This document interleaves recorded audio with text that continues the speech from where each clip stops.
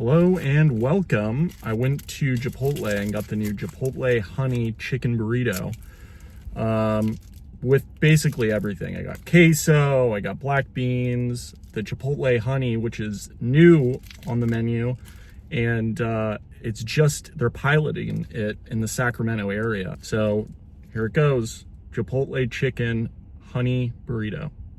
Chipotle honey chicken burrito. Let's see if it's delicious or disappointing. Bottoms up. Very good. I got mostly queso there. Get another bite. That is creamy, crunchy. I got some of the chicken there. It's very sweet. And take a look at that. Savory.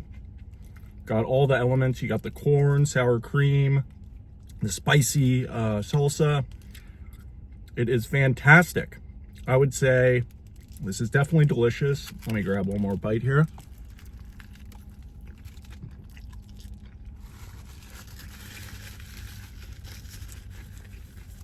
Very messy bite. Okay. I would give this a, drum roll please, 8.4. Boom, 8.4. It's very good, very delicious.